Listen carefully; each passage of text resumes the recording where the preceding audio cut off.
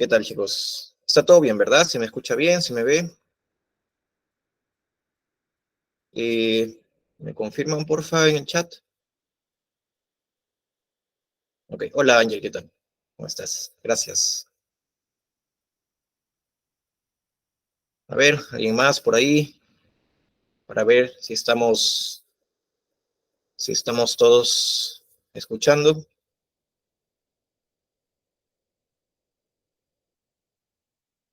Ok, al parecer todo está bien.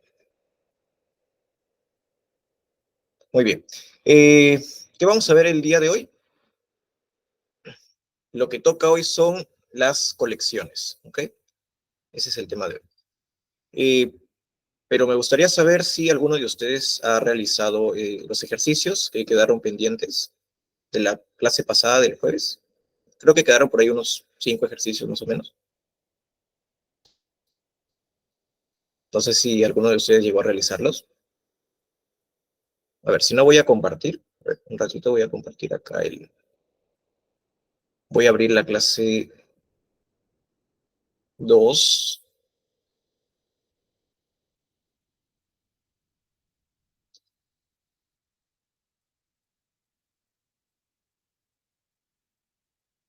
Ahí está. Se ve, ¿verdad? Se ve lo que estoy proyectando. Creo que todos tienen este archivo. La clase pasada les pasé el link. De todas maneras, no, acá no es. Voy a volver a enviarles para aquellos que no se han podido conectar la clase pasada. Ya, aquí les envío el link para que lo tengan ahí.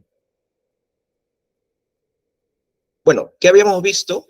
Habíamos visto lo que eran los booleanos, es decir, hacer comparaciones y si es verdad, nos arrojaba el dato true y si es falso, nos arrojaba el dato false, ¿verdad? Esos eran los booleanos. Tenían dos opciones, true y false. ¿Qué más? Vimos por aquí lo que eran los condicionales, ¿verdad? La sentencia if, else, el if también lo vimos, creo, en uno de estos ejercicios. No recuerdo dónde está, por acá, ¿no? El if. Luego también vimos lo que eran los bucles. Solamente hemos trabajado hasta ahora con el bucle while, que significaba mientras se cumple cierta condición o mientras una condición sea verdadera, vamos a ejecutar múltiples veces lo que está identado debajo del while, ¿verdad? Y bueno, habíamos hecho estos ejercicios de la tabla de un número, de multiplicar, contraseñas, etcétera. Y habían quedado más ejercicios para practicar, ¿no? No sé si alguno de ustedes logró hacer alguno de ellos. Ángel dice, sí lo desarrollé, pero tenía turno en mi chamba y están grabados en mi PC. Ok, no te preocupes. Bueno, los primeros 2 ejercicios eran muy sencillos, ¿no? Simplemente, bueno, el primero nos decía, por ejemplo, ingresar, bueno, pedir al usuario que ingrese 2 números e imprimir un mensaje indicando si los números son iguales o no. ¿Qué se tenía que hacer acá? Por ejemplo, simplemente dentro de un input, colocar, ¿no? Por ejemplo, ingrese 2 números, de esta forma.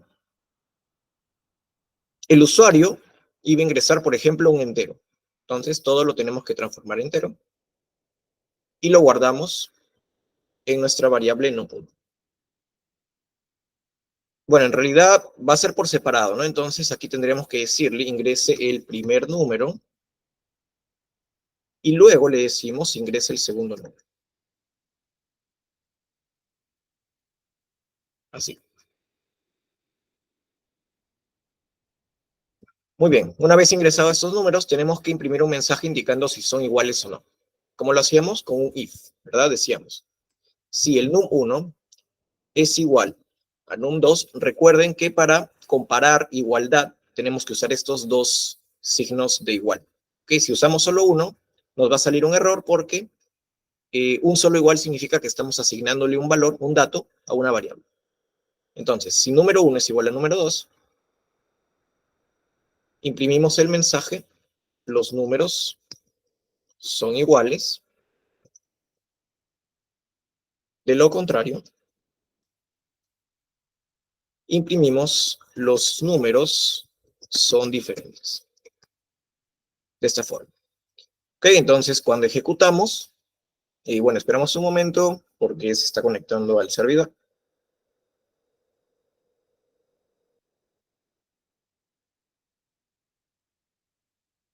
Ya está, ingreso el primer número, por ejemplo, yo ingreso el 4, luego ingreso el 6, entonces me indica que los números son diferentes. Si yo vuelvo a ejecutar esto, pongo, por ejemplo, el 9, y nuevamente el 9, me va a decir los números son iguales. Ok, este era un ejercicio sencillo. Espero que no haya habido ningún problema. Creo que este ejercicio se entiende, ¿no? A la perfección. ¿O hay alguna duda quizás?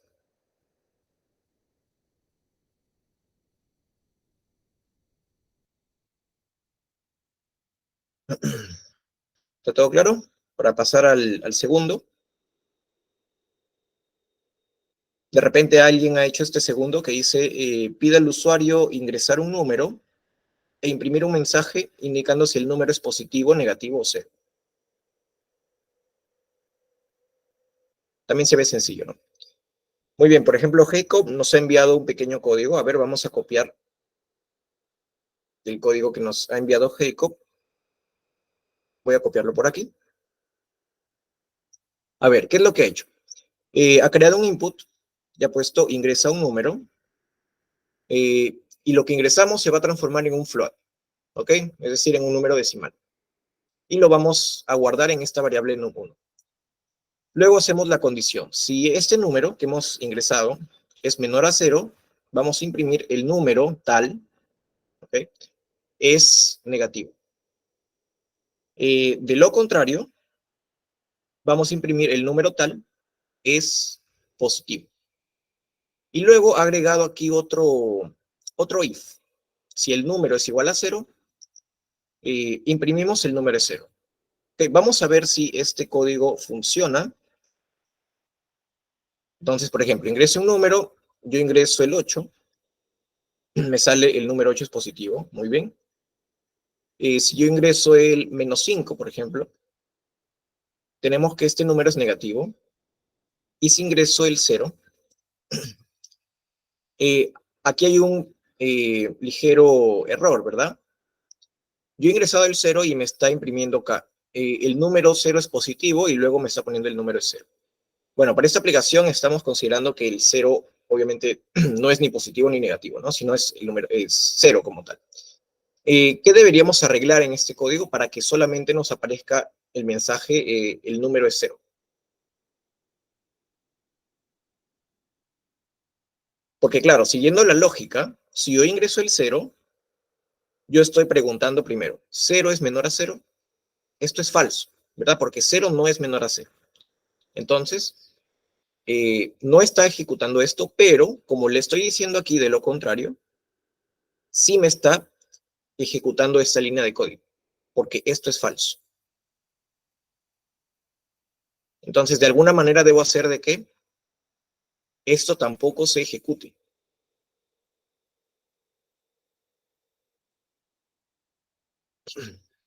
Sí, Camila, no te preocupes. El siguiente creo que es mezclando el while y el if, si no me equivoco. O creo que ya lo vimos en algún... Por ejemplo, aquí, mira, en este ejercicio habíamos mezclado, ¿no? El while, y dentro del while habíamos puesto un condicional. En el ejercicio de crear contraseñas, y mientras que la contraseña no sea la correcta, eh, decirle al usuario que siga intentando, ¿no? Habíamos hecho un ejemplo de ello.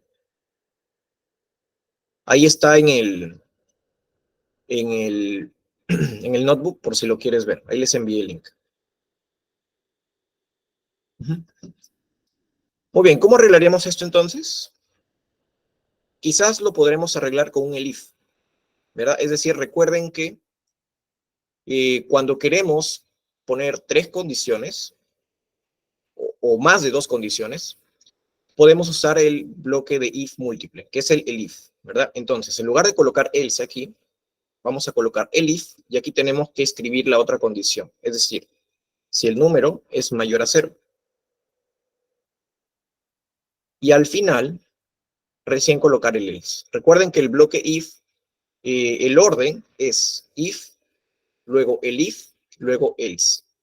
¿Ok? Tanto if como el if tienen que tener las condiciones aquí. Yo le estoy poniendo mi condición. Si el número es menor a 0, imprime que es negativo. De lo contrario, si el número es mayor a 0, imprime que es positivo. De lo contrario, si no se cumplen estas dos, imprímeme esto de aquí. ¿Ok? Básicamente esa sería la secuencia correcta. Bueno, y asimismo vamos a indentar esto de aquí para que esté en la misma línea. Y ya tenemos, ¿no? Por ejemplo, si yo le coloco el 0, ya me está saliendo el número es 0. ¿Ok? Ya no me está imprimiendo ni esto de aquí. Si coloco un número negativo, de la misma forma, y si coloco un número positivo, de la misma forma. Ok, no sé si quedó claro ahí esta estructura del if.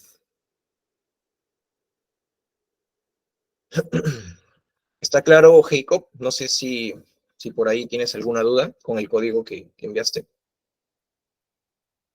Solo faltaba ese detalle, ¿no?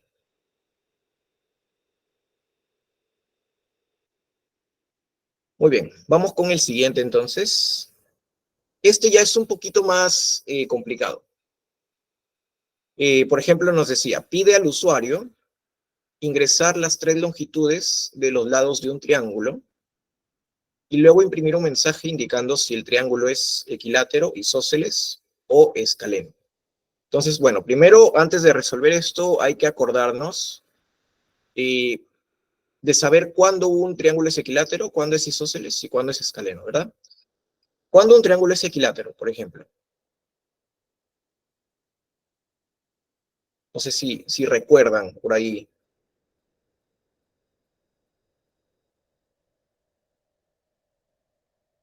¿Qué condición se tiene que cumplir para que me imprime el mensaje el triángulo es equilátero? Muy bien, cuando todos sus lados son iguales.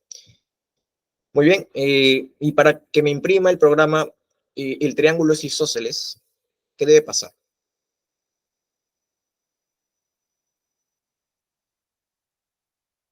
Dos lados iguales, ¿no? Dos lados tienen que ser iguales. Y para que sea escaleno, ¿qué es lo que debe pasar? Muy bien, tiene los 3 lados desiguales. ¿Ok? Todos los lados tienen que ser diferentes. Muy bien, entonces esas son las condiciones que yo le voy a imponer a mi programa. Entonces le voy a decir, por ejemplo, ingrese el primer lado o la longitud, como ustedes quieran, ¿no? Ingrese la longitud del primer lado, algo así. Vamos a transformarlo en un float. Y yo le voy a poner, para ser más práctico, A. Voy a llamar a los lados A, B y C, ¿ok? Lado A, lado B y lado C. Entonces voy a generar 3 inputs. Aquí voy a poner del segundo lado y aquí del tercer lado. Listo.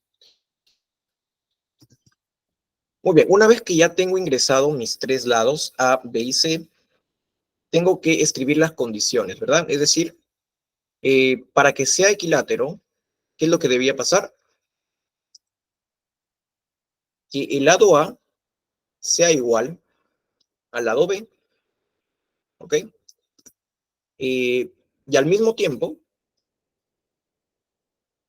vean cómo uso el operador ahí, que el lado B sea igual al lado C.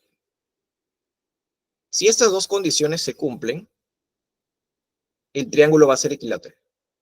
Porque, bueno, si yo coloco la otra condición de si A es igual a C, ya sería algo redundante, ¿no? Porque obviamente si mi lado A equivale a B y al mismo tiempo se cumple que B equivale a C, es lógico, pues obvio, que el lado A también va a ser igual al lado C, ¿verdad? Entonces, esta condición sería como que ya redundante, por así decirlo. Entonces, simplemente no lo coloco. Me puedo quedar con estas dos condiciones, o si no, si ustedes gustan, también lo podemos colocar directamente de esta forma. ¿Ok? Si A es igual a B y al mismo tiempo esto es igual a C. ¿Ok? Pero bueno, vamos a dejarlo mejor así, porque se ve un poco más ordenado, ¿no? Si gustan, ese es un consejo. Cuando estén comparando con operadores lógicos, ya sea AND o OR, acostúmbrese siempre a separar cada comparación en paréntesis. ¿Ok? Para que no le suceda algún error cuando requieran comparar más condiciones al mismo tiempo. Entonces, cuando eso se cumple, vamos a imprimir el triángulo es equilátero. Listo. ¿Qué tengo que colocar acá? Si son 3 condiciones. Puedo seguir quizás con un elif, ¿verdad? Porque son múltiples condiciones. Entonces voy a colocar la segunda condición. Ahora, si no se cumple esto, ¿ok? Pero se cumple que el lado A es igual al lado B, ¿y aquí qué operador lógico utilizaría? Para preguntar si dos de sus lados son iguales. Solamente dos. Es diferente a... Recuerden que yo cuando ya estoy entrando a esta condición, ya estoy diciendo que esto es falso. O sea, yo ya tengo la certeza de que los 3 lados son diferentes. Perdón, de que los 3 lados no son iguales. Pero tengo que añadirle una condición acá. Tengo que decirle que al menos 2 de sus lados son iguales. Es decir, o A tiene que ser igual a B, o, ahí es cuando uso el operador o B tiene que ser igual a C. O, ahí tengo que agregar otra más. O A tiene que ser igual a C. Entonces, aquí yo le estoy diciendo al programa, si los 3 lados no son iguales, ¿ok? Vamos a pasar a esta condición entonces. Si A es igual a B, o si B es igual a C, o si A es igual a C, ahí sí tengo que considerar los 3, no puedo considerar solamente 2. Entonces, aquí voy a imprimir el triángulo es isósceles. No sé si quedó alguna duda ahí.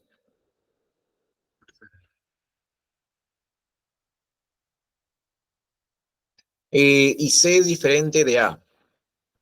Pero, ¿qué pasa, David, si, por ejemplo, justo el triángulo que yo he ingresado, justamente es un triángulo isósceles, donde sus lados iguales es el A y el C? O sea, si A y C son iguales y el B es diferente, el triángulo sería isósceles. Pero cuando tú pones esa condición y C es diferente de A, entonces ya el programa ya nunca me va a imprimir el triángulo es isósceles, porque C ya son iguales. Entonces tu condición que estás poniendo ahí es falsa. ¿Verdad? No sé si me dejé entender.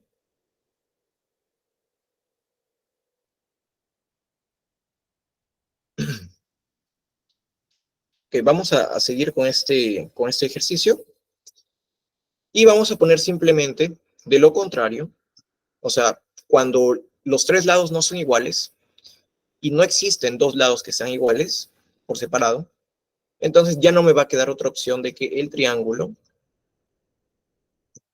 sea escaleno. ¿Verdad? Esas son las únicas condiciones que se deben cumplir. Vamos a probar ahora el programa. Por ejemplo, ingrese la longitud del primer lado. Imaginemos que todos los lados miden 5.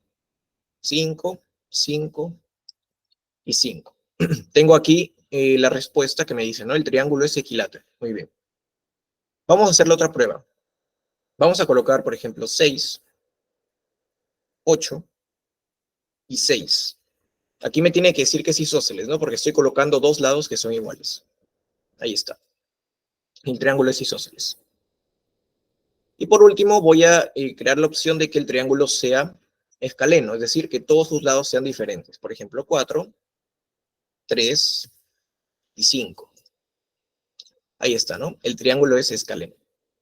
Entonces, de esta manera estoy comprobando que mi código está bien. ¿Ok? No me queda claro el uso del elif. Ya, ¿qué es lo que no queda claro? O sea, el elif en realidad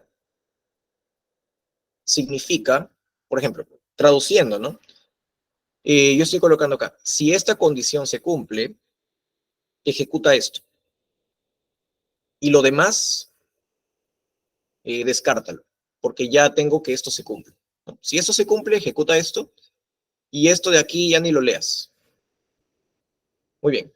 Luego, si esto no se cumple, ¿ok? Si esto no se cumple, pero esto sí se cumple, entonces ejecuta esto. Y esto de aquí de abajo ya ni lo leas.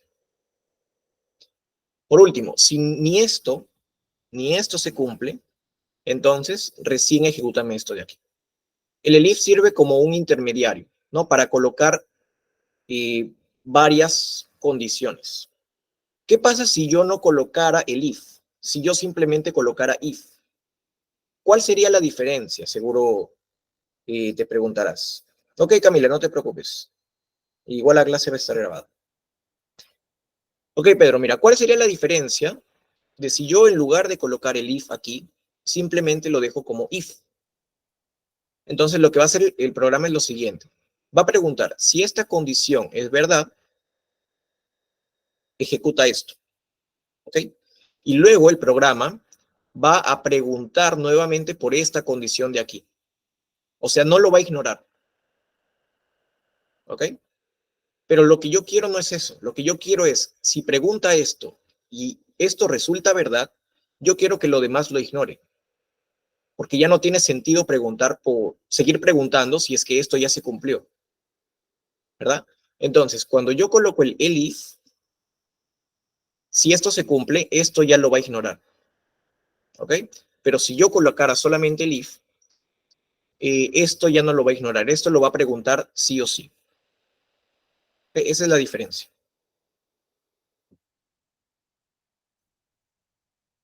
Ujú. Exacto. Otra forma de preguntar, por ejemplo, es, como dice David, ¿no? Si A es igual a B y a la vez es diferente de C, o si A es igual a C y a la vez es diferente de B. Aunque falta, creo, ahí una condición, ¿no, David? Falta preguntar, por ejemplo, si B es igual a C y a la vez es diferente de A. No, serían tres. De todas maneras, van a ser tres condiciones. Esta es la que te faltó, mira. Te la escribo acá. A, B, a, C. Ah, no, faltó esta. Esta faltaría en tu condición, ¿verdad, David? De todas maneras, podría también funcionar. Muy bien, ¿alguna duda hasta aquí? Recuerden que igual, o sea, que me salga lo esperado, no siempre quiere decir que está bien hecho el programa.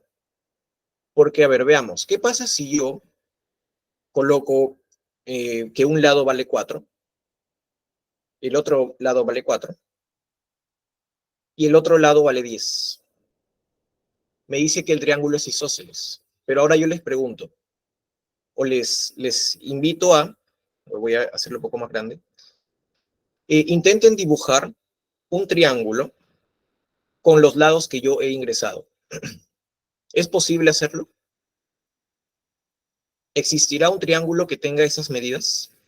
Un lado 4, el otro lado 4 y el otro lado 10.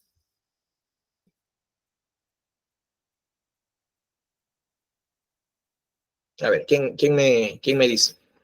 ¿Existirá o no existirá? Poco para pensar.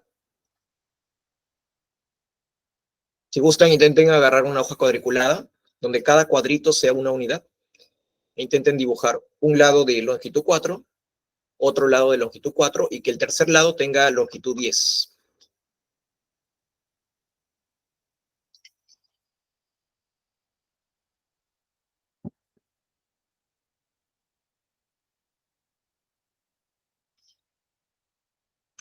No sé si se entendió esa pregunta.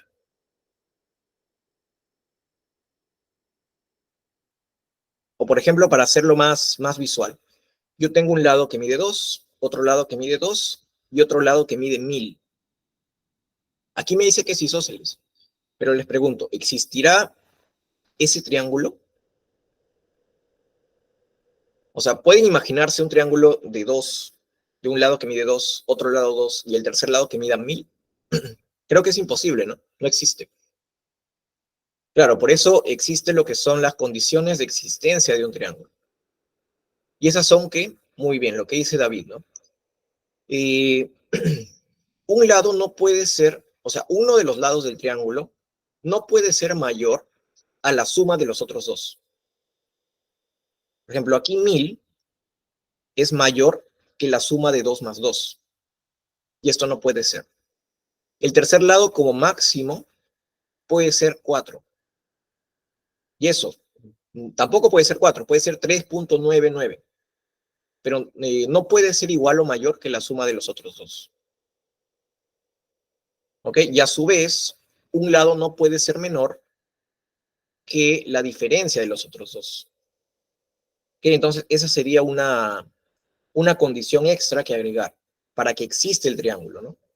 Entonces, yo podría mejorar mi código si es que todo esto, todo este programa, lo ejecuto únicamente si el triángulo existe o no. Entonces, yo puedo agregar un condicional acá que me diga, si se cumple tal condición, recién voy a ejecutar esto de aquí.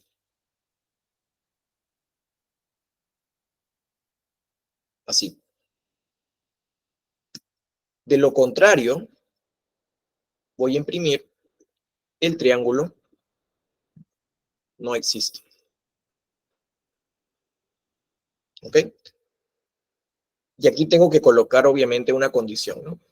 Si esta condición se cumple, es que quiere decir que el triángulo sí existe. Entonces voy a ejecutar todo esto. De lo contrario, simplemente voy a poner el triángulo no existe. Entonces, ¿cuál es la condición para que el triángulo exista? Pues lo que les había mencionado, ¿no? Que uno de sus lados, por ejemplo, el lado A, tiene que ser menor, ¿ok? A la suma de los otros dos, es decir, AB más C. ¿Ok? Este lado A tiene que ser obligatoriamente menor que la suma de los otros dos.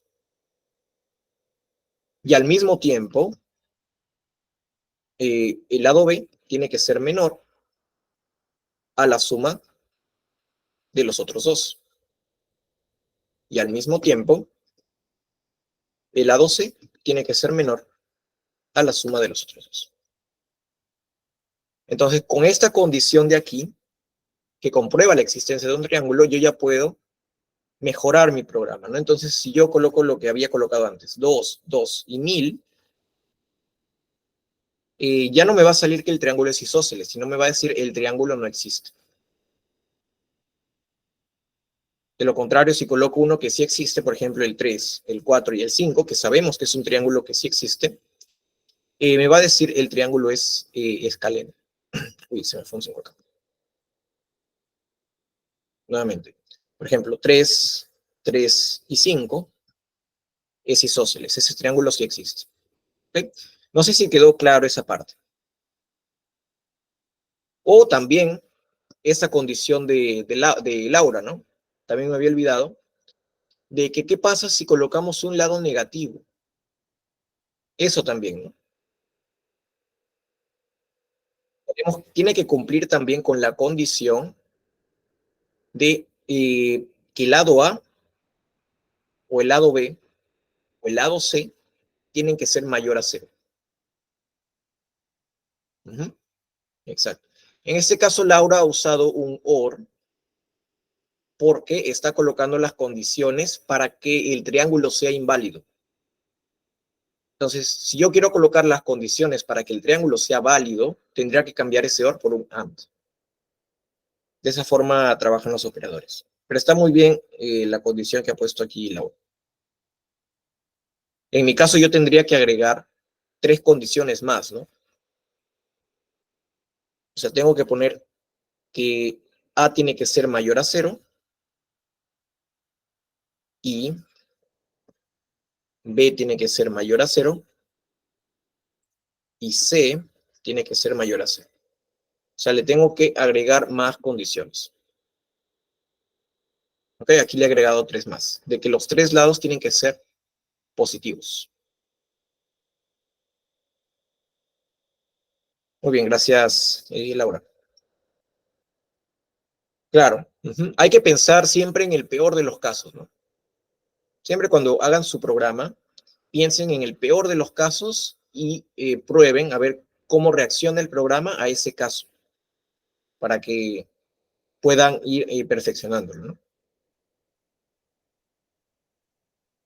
Muy bien, vamos con el último ya para entrar al tema de hoy. No, faltan 2 más. Uy, ojalá nos dé el tiempo.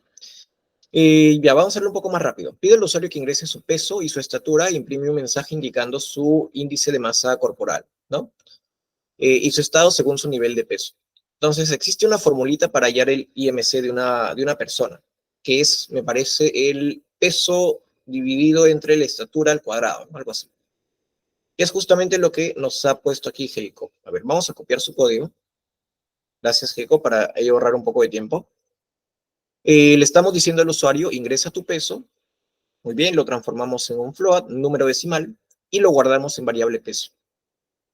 Luego ingresa tu estatura, lo almacenamos en un float y lo guardamos en variable estatura.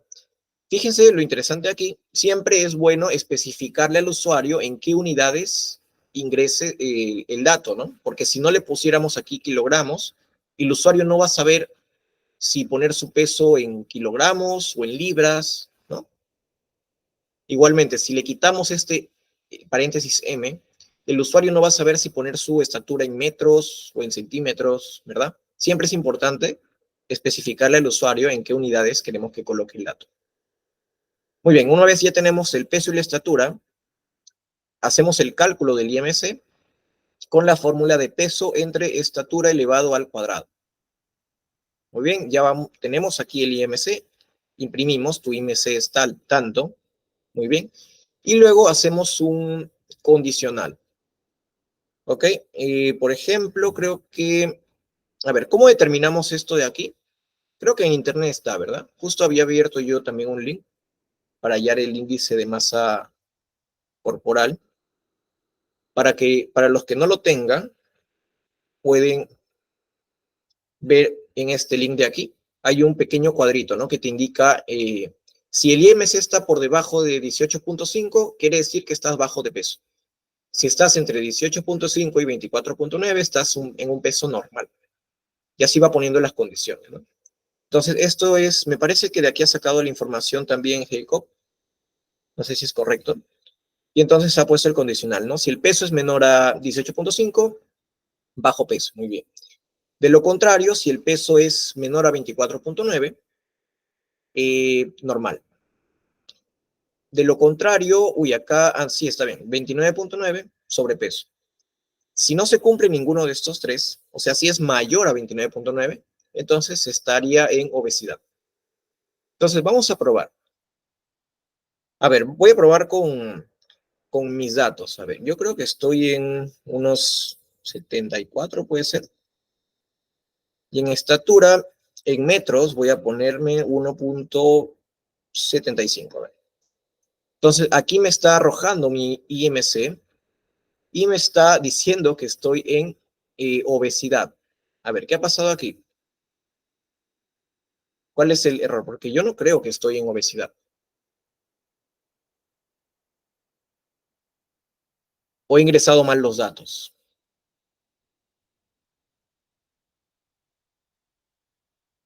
La variable era IMC, ¿verdad? Aquí dense cuenta que estamos comparando la variable peso. Pero lo que importa no es el peso, lo que importa es el IMC. Entonces, por esa razón, yo había puesto 74 y lógicamente 74 es mayor que todo esto, ¿no? Y por eso me está saliendo aquí obesidad. Ya me había asustado. Entonces, aquí es IMC, aquí es IMC, y aquí es IMC. Vamos a ver ahora sí. 64, 1.75. Ahora sí, ¿no? Tu estado según tu nivel de peso es normal. Y aquí me arroja el IMC. Quizás sería bueno también, por ejemplo, en lugar de que me aparezca todos estos decimales, colocar aquí, redondearlo, ¿no? Redondear todo esto con un round a 2 decimales. Y ahora sí, por ejemplo, si yo coloco, no sé, una persona que pese, imaginemos, 120 kilos y su estatura sea 1.60, quiere decir que esa persona tiene un índice de masa corporal muy, muy elevado. Y su estado es de obesidad. ¿Ok? Está claro, ¿verdad? Todo bien. Gracias, Heiko, por el código. Y ahora vamos con el último. Es para calcular una tasa, bueno, un monto a partir de un monto inicial, una tasa de interés y el tiempo. ¿Ok? Para calcular el interés compuesto. Hay una pequeña formulita también que dice costo final, aquí lo tengo por acá. No sé cómo compartirles, pero lo pueden buscar igual, ¿no? Interés compuesto, fórmula, que nos dice que el costo final es igual al costo inicial por uno más interés elevado al tiempo, a la cantidad de meses, ¿verdad? A ver, lo voy a copiar por acá. Por ejemplo, el costo final va a ser igual al costo inicial, o sea, el monto inicial que nosotros estamos aportando, multiplicado por 1 más el interés, y todo esto elevado al tiempo, en meses. ¿Ok? Esta es la fórmula. Pero entonces le tenemos que pedir al usuario que ingrese esos datos, ¿no? Por ejemplo, ingrese el monto inicial. ¿Ok? Y sería bueno colocarle también, especificarle, ¿no? Por ejemplo, en soles, que lo ingrese en soles. Esto, lógicamente, lo transformamos en un float y lo guardamos en nuestra variable CI, que es esta de aquí, la que vamos a usar como monto inicial. Luego, vamos a pedirle que ingrese una tasa de interés en porcentaje y lo vamos a almacenar en nuestra variable i. Y le vamos a decir, ingrese la tasa de interés en porcentaje. ¿Okay? Para que lo ingrese, no sé, para que el usuario ponga 10%, 7%, ¿no? El número en porcentaje. Y por último, voy a decirle que ingrese, esta vez sí con un entero, porque le voy a pedir ingrese la cantidad de meses. Ahí está. O sea, ¿cuántos meses quiero calcular ese costo final? Entonces aquí tenemos la formulita.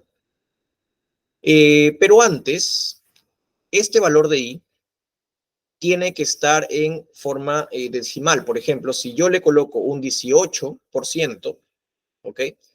Eso quiere decir que yo voy a multiplicarle, no le voy a multiplicar 1 más 18, o sea, no le voy a multiplicar por 19, ¿no? Tengo que multiplicarlo por 1.18.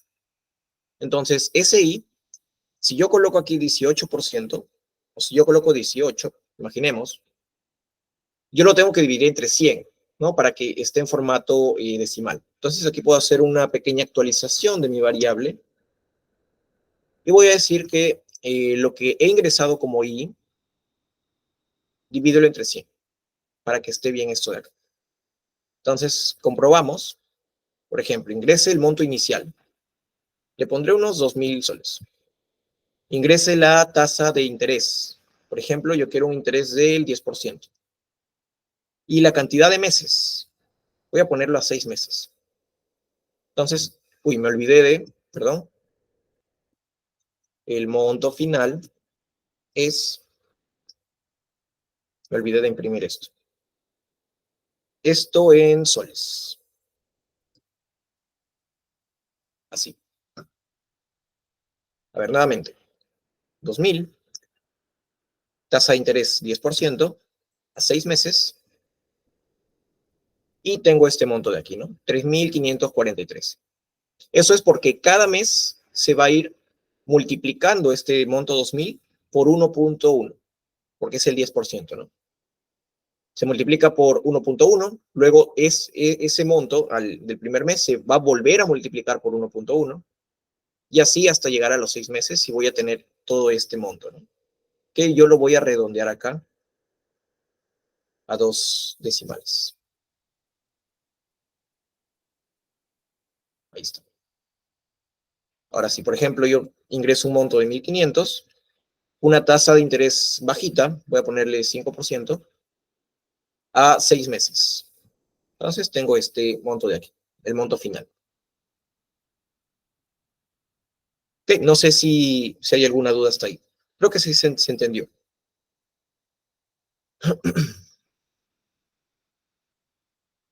Todo claro, ¿verdad? Sí, en el link que les pasé se debe haber actualizado. Igual, de todas maneras, voy a nuevamente compartirles el link de este notebook para que lo tengan acá. Copiar link, ok. Ahí está, nuevamente ya pueden ingresar ahí y ven todos los códigos que hemos hecho la clase pasada y hoy. ¿Qué era round? Era una función para redondear el número a tantos decimales. ¿Recuerdas que aquí me salía un número con punto y un montón de decimales? Entonces yo con el round lo que estoy diciendo es que quiero que este número que me sale acá, me lo redondees y que quede con 2 decimales. Y me sale 2010.14. Se trunca en 14. Ya no hay más decimales. Eso es lo que hace el round. Es redondea un número a tantos decimales. Eso es lo que hace.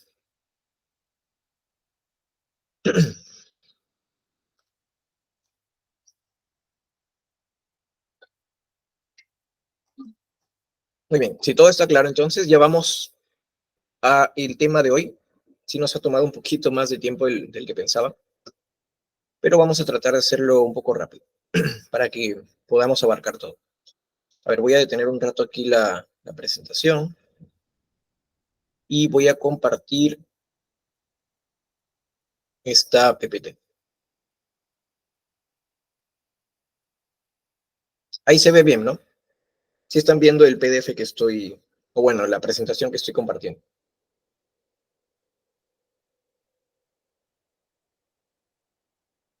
Y me confirman, por favor, si se ve.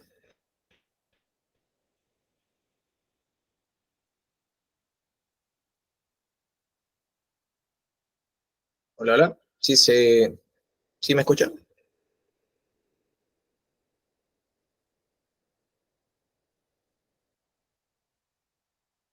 Sí, ok. Muy bien, entonces vamos al tema de hoy. Vamos a ver lo que son las colecciones, ¿ok? En Python, las colecciones, bueno, ya lo habíamos adelantado, me parece, en la primera clase, son estructuras de datos o también tipos de datos, ¿no? Que permiten almacenar múltiples elementos en una sola variable. Esas colecciones pueden contener objetos de diferentes tipos y se utilizan para organizar y manipular conjuntos de datos de manera eficiente. Es decir, en una colección podemos tener varios datos y esos datos pueden ser de diferentes tipos. Podemos tener un entero, luego un string, luego un float, ¿no? Todos dentro de una misma colección. Entonces, los tipos de colecciones son 4 que son básicas, ¿ok? Las listas, las tuplas, los conjuntos y los diccionarios. Entonces, vamos a ir viendo una por una. Primero, vamos a ver qué son las listas. En Python nos dice una lista es una estructura de datos que permite almacenar y organizar una colección ordenada de elementos. ¿Qué quiere decir que la colección es ordenada? A ver, ¿qué me puede decir? ¿A qué se refiere con ordenada? Porque vean que aquí me dice, ¿no? Las listas y las tuplas son secuencias ordenadas. Sin embargo, los conjuntos, en el conjunto me dice que es desordenado, y en el diccionario, bueno, no lo dice, pero en el diccionario también es, bueno, es semi-ordenado, se podría decir. ¿Pero qué quiere decir que es ordenado?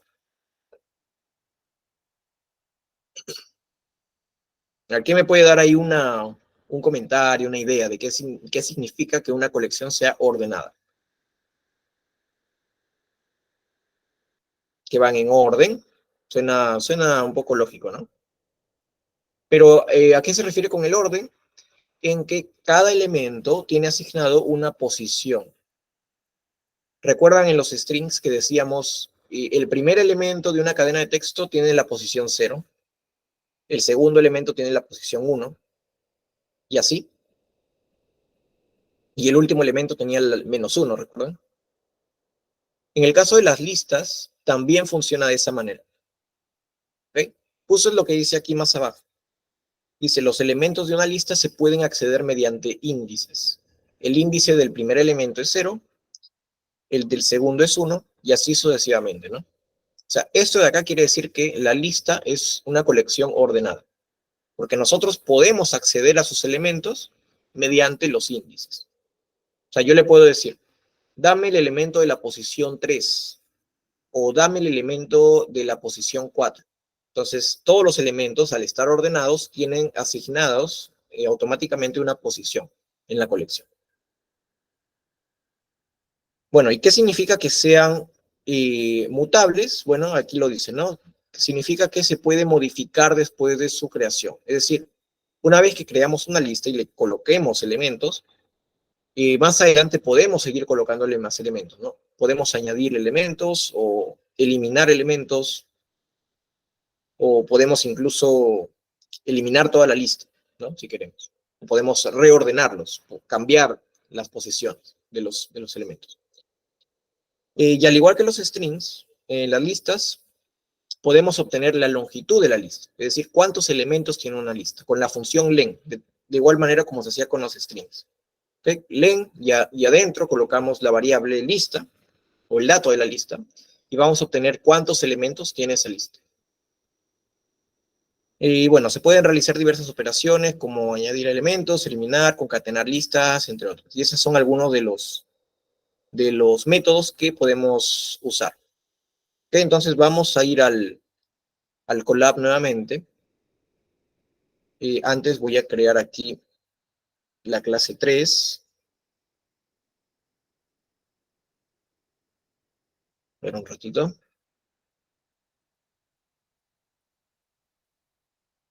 Voy a poner acá clase 3. Y lo voy a compartir por acá.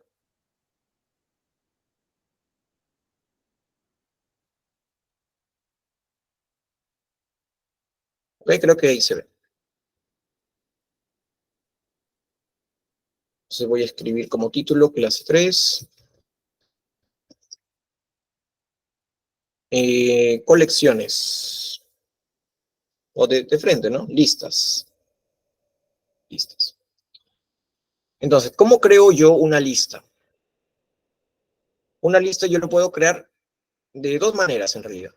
Colocando esto que se llaman corchetes y poniendo los elementos separados por coma. Por ejemplo, voy a crear una lista que tenga puros elementos enteros, ¿no? Por ejemplo, 4, 6, 3, 8, 9, 10, 3, etc. Vean que aquí yo he colocado un elemento que se repite, ¿no? Esa es una lista de enteros. Entonces, yo a esta lista también lo puedo tratar como si fuera un tipo de dato y le voy a llamar lista de enteros.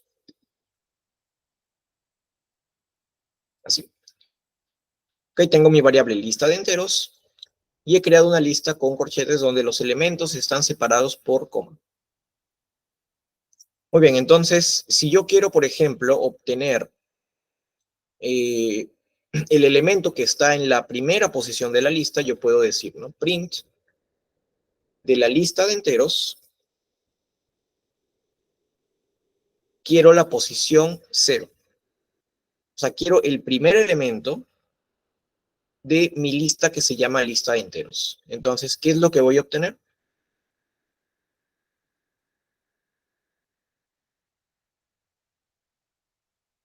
Damos un momento y ahí me va a decir que me sale el número 4, ¿no? Porque 4 es el primer elemento de esta lista. Si yo coloco el número 1, voy a obtener el 6, porque el 6 está en la posición 1. Si yo coloco aquí menos 1, voy a tener el elemento 3. Y lo que les decía, por ejemplo, una lista puede tener distintos tipos de datos. Imaginemos que en lugar de este 3, yo lo coloco así. Entonces, ¿qué tengo? Tengo enteros aquí, números enteros, y por aquí tengo un string. Entonces, en este caso, no va a haber problema, no me va a salir ningún error, porque una lista puede almacenar tipos de datos distintos. ¿Okay? Se pueden combinar. No sé si hay alguna duda hasta ahí con lo que son las listas. ¿Qué más podemos hacer, por ejemplo? Con el método append, yo puedo agregar elementos a mi lista. Por ejemplo, a ver, voy a crear otro. Voy a poner aquí método append.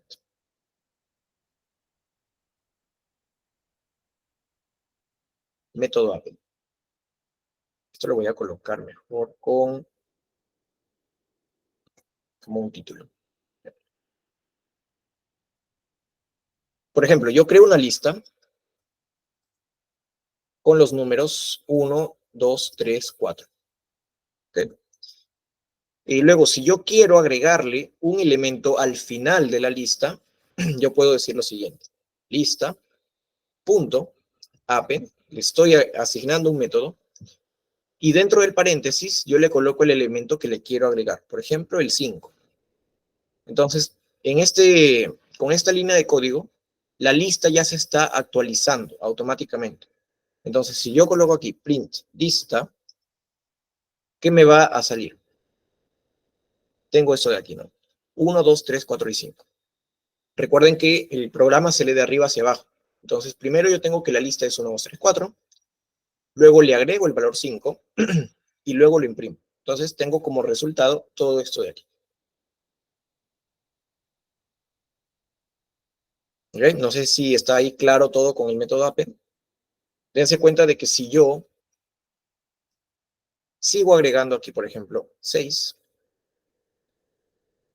tengo esto de aquí, ¿no? Primero se inserta el 5 y luego se inserta el 6. Y siempre de arriba hacia abajo. Muy bien, ahora imaginemos que yo quiero agregar, ahora voy a poner aquí el método insert. Imaginemos ahora que yo tengo una lista con los siguientes números. Por ejemplo, 1, 2, 3, 5, 6, 7. Así. Y yo a esta lista quiero agregarle el valor que le falta en el medio. Es decir, quiero agregarle el número 4, ¿verdad? Que debería estar por acá. Entonces, ¿de qué manera yo lo puedo insertar en la lista? Si yo utilizo el método append, el que usé anteriormente, lista.append, y ingreso el número 4, y luego imprimo la lista, lo que voy a hacer es que este elemento se va a agregar, pero al final. Y yo no quiero que eso pase, ¿no? Yo quiero el 4 agregarlo después del 3. Entonces, para eso ya no voy a utilizar el método append. Append lo que hace es agregar un elemento al final de la lista. Pero el método insert lo que hace es poder agregar un elemento, no necesariamente al final, sino en cualquier posición de la lista. Pero para eso yo tengo que agregarle otro parámetro, ¿verdad? Tengo que agregarle en qué posición quiero colocar dicho elemento. Entonces, esa posición yo lo voy a colocar aquí antes. Y le voy a decir, quiero insertar en mi lista en la posición, a ver, ¿en qué posición tengo que ingresar el número 4? A ver, ¿quién me dice? ¿En la posición 0, en la posición 1, en la posición 2?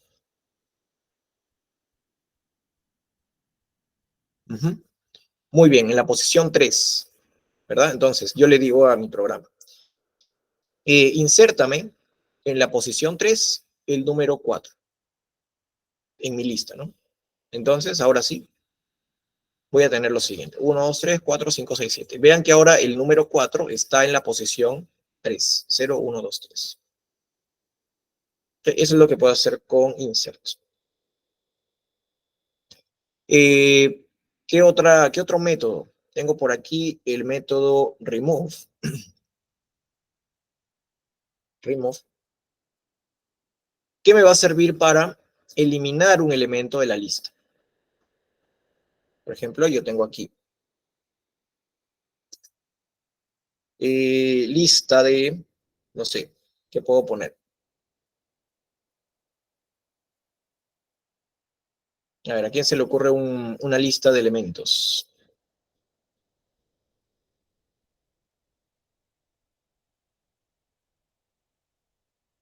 Días de la semana, ¿ok? Con strings, ¿verdad? Lunes, martes, miércoles, ¿ok? Uno más, jueves. Listo. Yo le puedo incluso colocar otro nombre, ¿no? Por ejemplo, días de semana. Muy bien, entonces yo le quiero eliminar un día, ¿no? Entonces puedo decir días de semana, punto, remove, y le voy a eliminar, no sé, el martes. Listo. Con esto elimino el martes.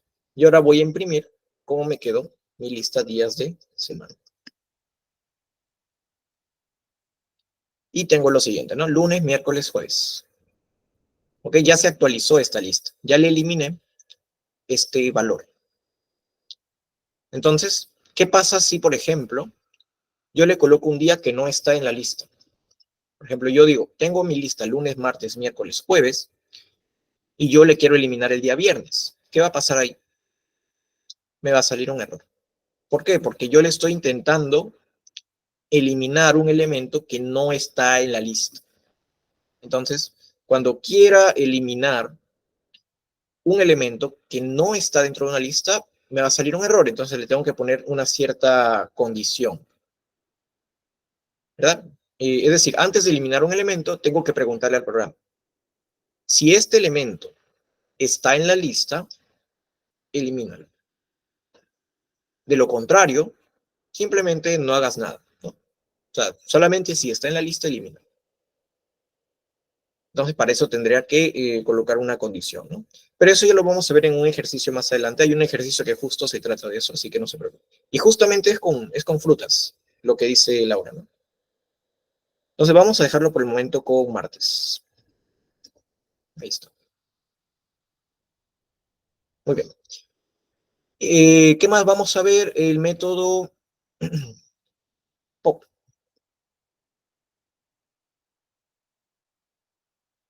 El método pop me sirve para eliminar, en este caso,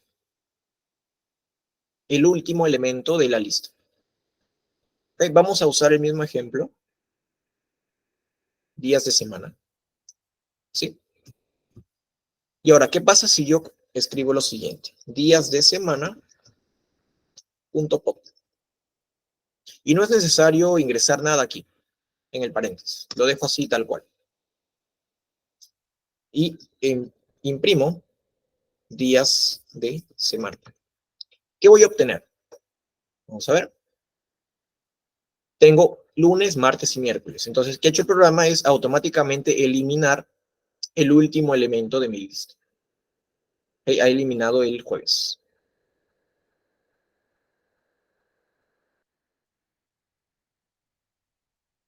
¿Okay? ¿Está claro hasta ahí?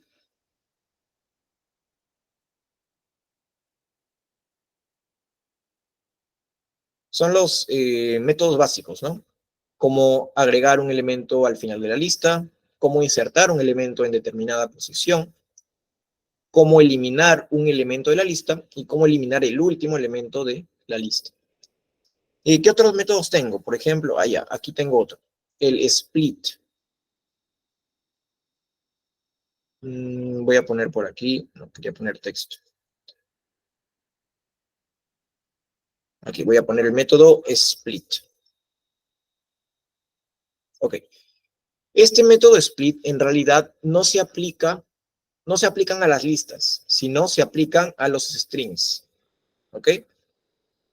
Estos métodos de aquí se le aplican a los strings. ¿Pero por qué lo pongo acá?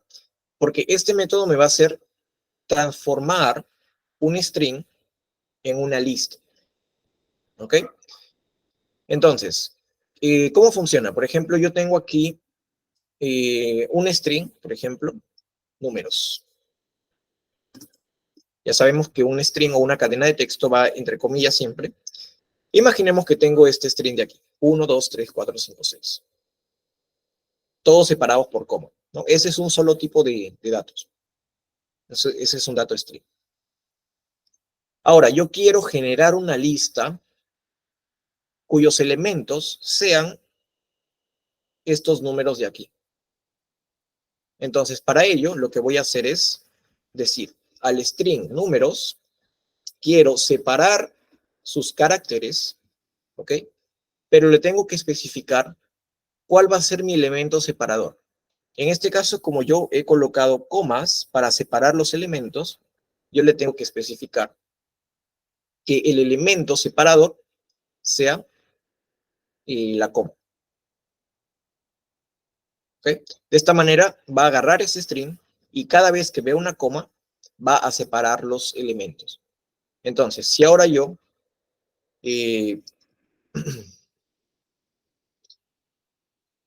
vuelvo a imprimir este de aquí que dice números, no, tengo que primero transformarlo así. Lista de números. A ver, voy a ponerlo así. Okay. Lista de números es igual a números.split. Tanto, ¿no? Y entonces aquí voy a imprimir lista de números. Ahí está. ¿Lo ven? Ya tengo ahora, ya no tengo solamente un string, sino tengo una lista separado por este identificador que son las comas. Entonces ya tengo 6 elementos. ¿Qué pasa si yo en lugar de coma le pusiera, por ejemplo, punto y coma? ¿Qué va a pasar? Me va a generar una lista, pero esta lista, ¿cuántos elementos tiene? A ver, ¿quién me puede decir cuántos elementos tiene esta lista de aquí?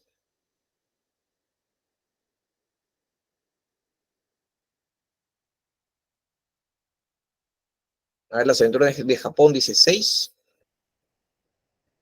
¿Quién más? Véanlo bien, tengan cuidado. No se dejen engañar.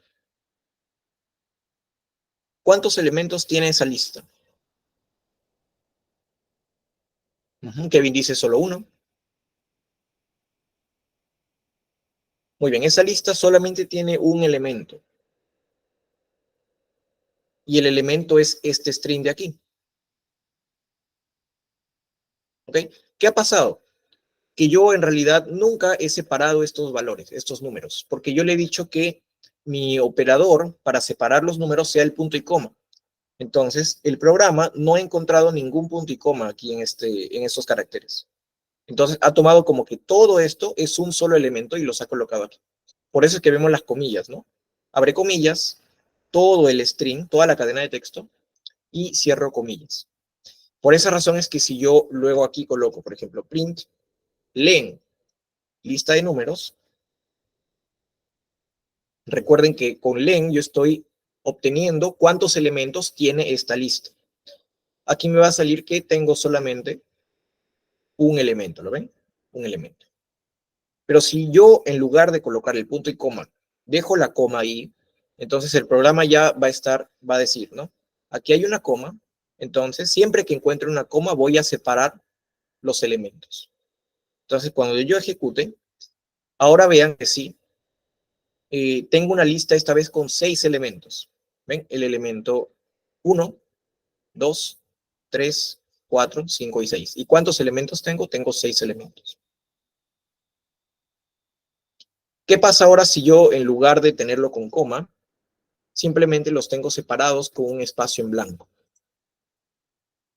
Si yo lo vuelvo a ejecutar, me va a salir esto, que solamente tengo un elemento, porque el programa ha buscado separarlos por la coma, pero no ha encontrado ninguna coma aquí. Entonces ha tomado como que todo esto de aquí es un solo elemento. Lo que debería hacer en este caso es, para poder separar ese string, ¿qué sería lo ideal? ¿Qué tendría que hacer para separar esos números?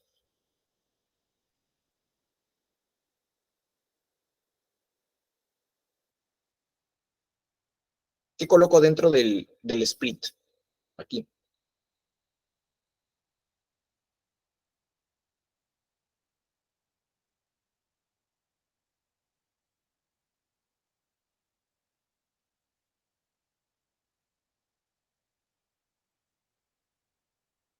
¿Verdad bien? Uh-huh. Claro, sería un simple espacio en blanco, ¿no? Sí, Raiko, creo que estás levantando la mano.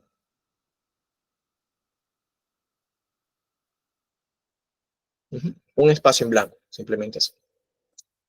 Y ahora sí voy a poder separar todos los elementos de esta forma. Y voy a tener 6, ¿no? Vean que tengo una lista con cada uno de los elementos. Cuando se trata del espacio en blanco, a veces ni siquiera es colocar el espacio en blanco. O sea, ni siquiera es necesario. Ya lo hace por defecto. ¿Ok? Lo hace por defecto. Entonces, ¿para qué me sirve este método? Para cuando yo quiera una aplicación donde le pida al usuario ingresar una lista completa, ¿no? Por ejemplo, ingresa una lista de frutas separados por coma. Y el usuario ingresa todo en una sola, ¿no? Y lo separa por coma. Entonces, yo si quiero que eso se convierta en una lista, tengo que separar cada elemento. Así tal y como lo he hecho con el split. Ya lo vamos a ver más adelante en uno de los ejercicios. Ok, ya tengo el método split y por último el método sorted. Que este método simplemente es para ordenar una lista ya sea de menor a mayor o de mayor a menor. Por ejemplo, yo tengo aquí números y tengo en mi lista, coloco así de 1, 6, 3, 2, 7, 4. Okay, tengo esta lista que aparentemente está desordenada, ¿no? Entonces yo quiero ordenar esta lista de menor a mayor. Entonces lo que voy a hacer es, voy a colocar sorted. Esto es una función ahora, números. Y voy a almacenarlo en otra variable, que será números ordenados. Así. Números ordenados es igual a sorted números. O sea, voy a ordenar esta lista de números de menor a mayor. Entonces, voy a imprimir ahora números ordenados. Y tengo esto de acá, ¿no? 1, 2, 3, 4, 6, 7, 8. O sea, todos los elementos de acá los ha ordenado de tal manera de que esté de menor a mayor. Y los ha almacenado en esta nueva lista. Aquí tengo dos listas. Tengo números y tengo números ordenados. Fíjense que aquí mi lista números no está cambiando. ¿Okay? Vean que yo, por un lado, imprimo números, que es mi lista original, que es esta, no se ha modificado. Lo que se ha modificado es esta de acá. ¿Ok? Yo no estoy alterando esta lista. Simplemente estoy eh, creando otra lista nueva, cuyos valores van a ser los de esta lista de acá, pero ordenados. Esa es una de las diferencias con los otros métodos que sí modifican los valores de la lista. Y si lo quieren hacer, por ejemplo, que no sea de menor a mayor, sino de mayor a menor, creo que hay un parámetro que yo le puedo agregar aquí, que si no me equivoco era reversa. Por ejemplo, si yo coloco reversa igual a true, vean que ahora tengo los números ordenados de mayor a menor. 8, 7, 6, 4, 3, 2, 1. O sea, le estoy diciendo que lo ordene, pero en reversa. Ese es un parámetro de esta función sort. Si no quiero que esté de mayor a menor, o sea, si no quiero que esté en reversa, le puedo poner false, que es lo mismo a no ponerle nada. Lo tengo aquí como antes. Muy bien, ¿alguna duda hasta ahí? Podemos avanzar con algunos ejercicios. Los voy a ir colocando acá. A ver. Por ejemplo, este de aquí dice, ¿no?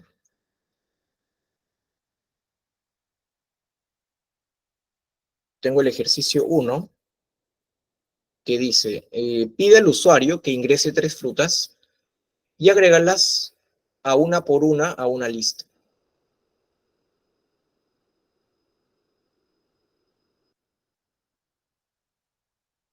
¿Qué hace false? Esto de aquí simplemente le estoy asignando un valor booleano a este parámetro. O sea, esta función pertenece al mismo Python. ¿Okay? Es una función creada por Python. En la otra clase vamos a ver cómo nosotros vamos a crear nuestras propias funciones. Pero esa es una función creada por Python que nosotros podemos modificar sus parámetros. ¿Okay? Entonces, yo al decirle reversa es igual a false, a falso, le estoy diciendo que el orden no esté en reversa. Simplemente es eso. En cambio, si yo le coloco true, le estoy diciendo que el orden sí está en reversa. Entonces lo va a hacer de mayor a menor. Va a ser al revés. Solamente significa eso.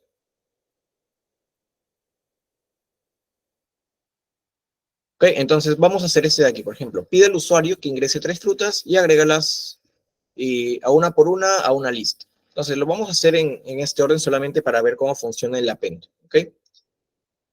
Por ejemplo, le voy a poner ingrese la primera fruta.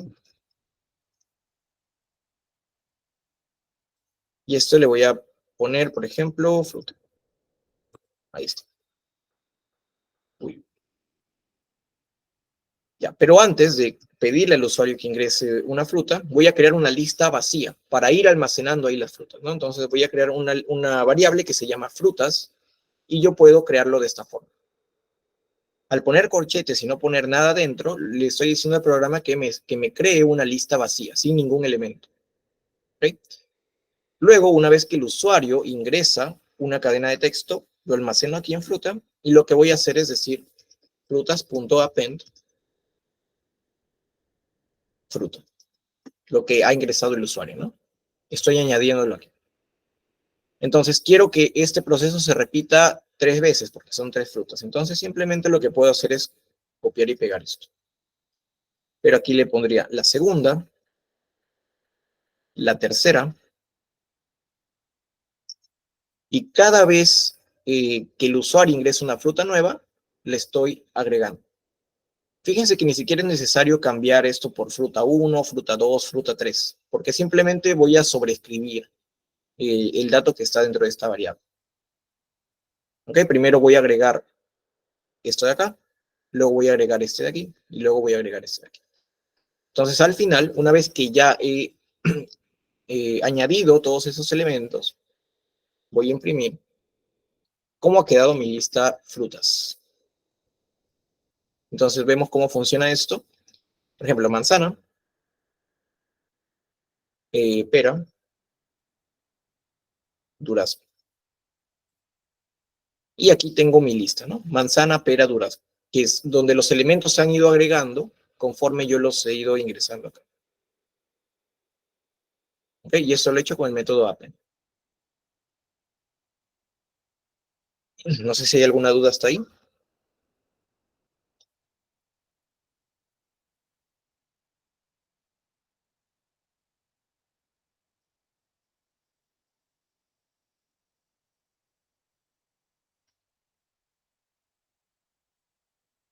Aquí voy a colocar el siguiente ejercicio para que lo puedan ir checando. ¿Qué dice este ejercicio de aquí? Dice, pida al usuario que ingrese una fruta y elimine esa fruta de la lista si es que existe. Para ordenarlo, igual usaríamos sorted. Para ordenar la lista de frutas. En este caso, si queremos ordenar una lista que contenga strings, claro, sí. A ver, vamos a intentarlo. Por ejemplo, si lo queremos ordenar de manera alfabética, primero tendría que estar durazno, ¿no? Durazno, manzana y pera. Entonces, vamos a imprimir no la lista como tal, sino la lista ordenada. ¿Ok? Vamos a imprimir sorted frutas. Nuevamente, manzana, pera, durazno. Ahí está. Se ha ordenado automáticamente de manera alfabética, en orden alfabético. ¿Ok? Muy bien, sí, en el segundo ejercicio dice, pide al usuario que ingrese una fruta y elimine esa fruta de la lista si existe. Entonces, vamos a tener esta misma lista, ¿ok? La que tenemos acá. Vamos a poner acá frutas, es igual, y vamos a coger esta lista de aquí. Listo. Ahora, le vamos a decir al usuario, ingresa el nombre de la fruta que desea eliminar de la lista. Eliminar no es muy largo. Y el usuario va a ingresar algo, ¿no? Entonces yo lo voy a almacenar en una variable que sea, por ejemplo, f nada más, así. O sea, tengo mi lista de frutas y le pregunto al usuario, ingresa el nombre de la fruta que desea eliminar. Entonces, obviamente esto lo tengo que hacer si es que existe, ¿no? Porque si yo lo coloco simplemente así como que frutas.remove f, porque de esta forma estaría eliminando de mi lista frutas, ¿qué cosa? La fruta que el usuario ingresó, ¿verdad? Y al final lo que quiero imprimir es, la nueva lista es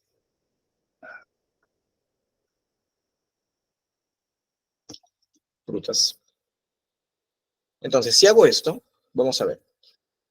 Ingrese el nombre de la fruta que desea eliminar. Yo coloco durazno. Muy bien, lo eliminó, ¿ven? Porque aquí dice, la nueva lista es manzana y pera. O sea, ha eliminado este elemento de aquí.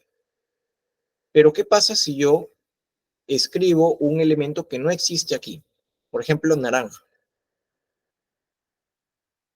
Me va a salir un error, porque naranja no existe dentro de esta lista. Entonces, para ello tengo que agregar un condicional.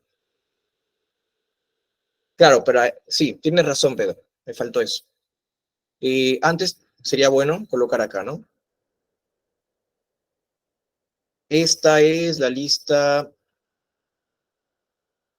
o de la siguiente lista de frutas. Muy bien. Lista de frutas. Frutas.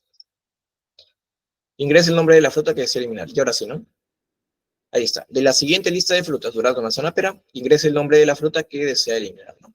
Lo mismo. Si yo coloco naranja, me va a salir un error, porque no existe.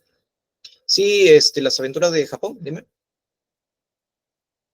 Hay que colocar como un if y un else.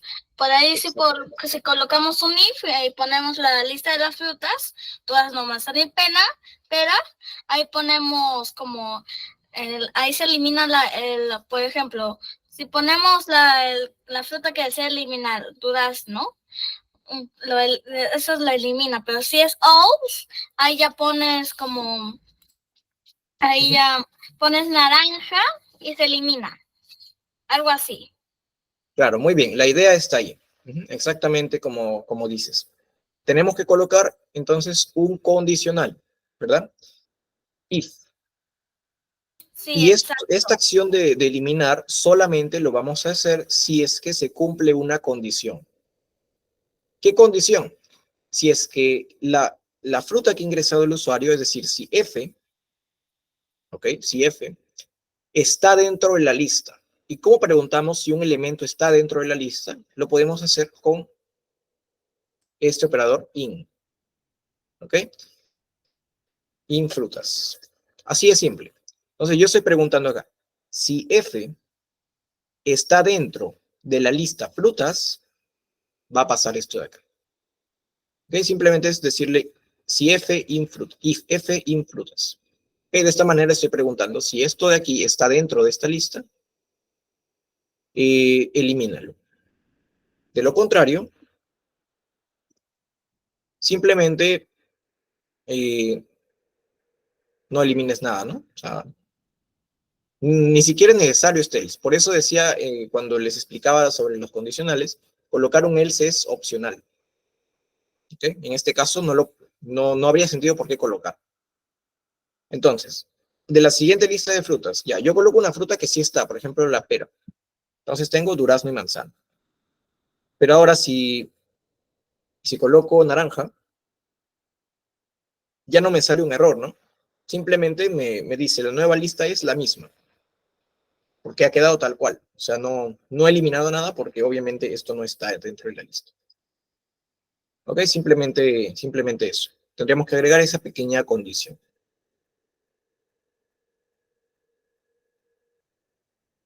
¿Todo claro? ¿Está ahí?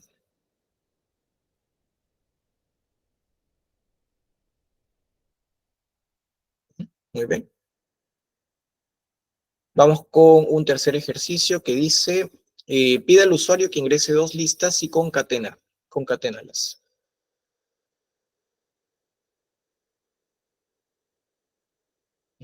Así. Entonces, quizás para este ejercicio nos va a servir el split, porque yo le voy a decir al usuario que me ingrese una lista completa, ¿ok? Entonces yo le puedo decir acá, ingresa una lista de números.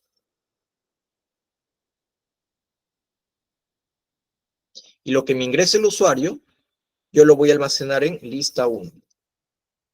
Así. Entonces, como quiero dos listas, voy a poner acá, lista 2. Ingresa otra lista de números. Otra lista de números. Ok. Ahora, recuerden que cuando yo coloco un input, todo lo que me ingresa el usuario va a estar en formato string. O sea, el tipo de dato va a ser un string. Entonces, para concatenar esas listas, yo voy a necesitar que primero ese string lo quiero transformar en una lista. ¿Verdad? Entonces, ¿cómo lo voy a hacer? Con el método split. Entonces voy a decir lo siguiente. Lista 1, lo voy a actualizar y voy a hacer que sea igual a lista 1.split.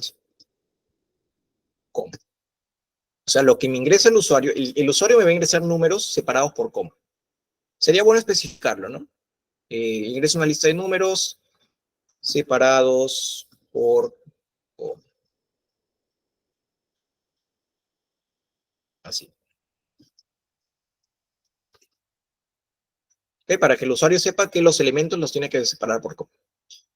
Entonces, con esta línea de código, yo estoy convirtiendo ese string, está ingresando el usuario, esto es un string por ahora, lo estoy transformando en una lista. ¿Ok? Y lo mismo voy a hacer para la lista 2.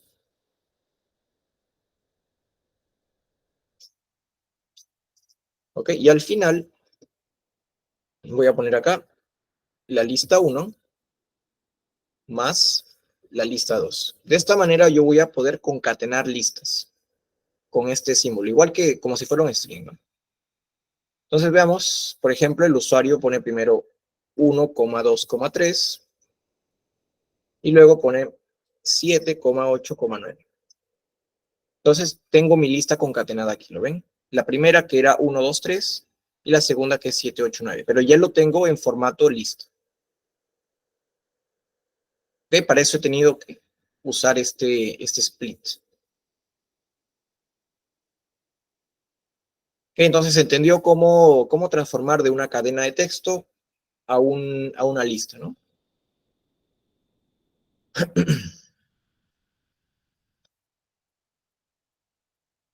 Muy bien. Vamos con el otro ejercicio para ya terminar con las listas. Pide al usuario que ingrese 3 números. Ya bueno, vamos a hacerlo, aunque ya sabemos que se hace con el método sorted, perdón, con la función sorted, que nos dice, pide al usuario que ingrese 3 números y ordénalos de menor a mayor en una lista, ¿no? O Nada simple. Uy, a ver. Sí, la estructura de Japón, dime. Aquí podríamos utilizar aquí como hemos visto, podemos utilizar este para ordenar, como el insert. Hay para ordenar cada uno. Claro, recuerda que la función para ordenar elementos de una lista es sorted. O sorted, mejor dicho, sorted. Sí, exactamente, muy bien. Para esto necesitaríamos el sorted y ¿cómo se llama? Para ordenarlo, más o menos input y para que el usuario ponga el número, el input, y para que ponga los números para organizarlos, el sorted. Muy bien. Ok, excelente. O sea, simplemente decirle, ¿no? Ingrese el primer número, lo almacenamos aquí en num, aseguramos que sea un número entero, y esto lo hacemos pues 3 veces, ¿no? ¿Sí? Voy a hacerlo de esta forma yo, voy a poner num1, num2, num3, el segundo número y el tercer número. Ahí está. Entonces, directamente, en lugar de estar agregando uno por uno, voy a crear mi lista que sea igual a num1, num2 y num3. O sea, en lugar de, como lo hice aquí, de crear una lista vacía y ir añadiendo los datos conforme van ingresando, yo lo estoy haciendo más directo. Okay, ya tengo mis 3 variables aquí, de los números que ingresa el usuario, y directamente los coloco dentro de una lista. Pero como tengo que ordenarlos, lógicamente, aquí tendría luego que colocar, ¿no? Lista es igual, sorted. O sea, estoy actualizando la lista. O sea, primero tengo la lista aquí original y luego le aplico la función sorted para ya tenerla ordenada. Y por último, simplemente imprimo la lista. Entonces, ahora si viene el usuario e ingresa, por ejemplo, el 8, luego el 2 y luego el 6, tengo ya mi lista ordenada 2, 6, 8. ¿Ok? Así de simple.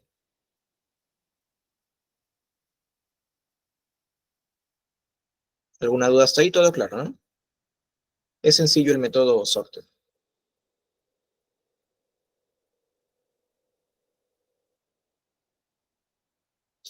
Ahora sí. ¿Recuerdan que la clase pasada que estábamos viendo bucles, habíamos trabajado únicamente con bucles while? Entonces ahora, ya que hemos aprendido cómo se manejan las listas, vamos a utilizar ahora el bucle for. ¿Ok? ¿En qué se diferencia del bucle while? Como ya les había mencionado, en que el bucle while quiere decir mientras una condición sea verdadera, ejecútame todas estas instrucciones hasta que la condición sea falsa, ¿no? En este caso, lo que hace el bucle for es realizar una acción tantas veces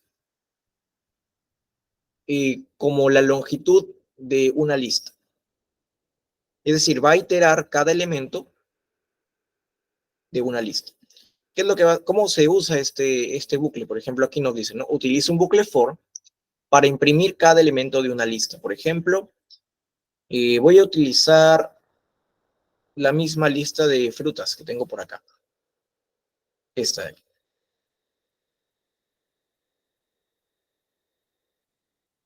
Ok, tengo por aquí frutas, igual, esto de acá.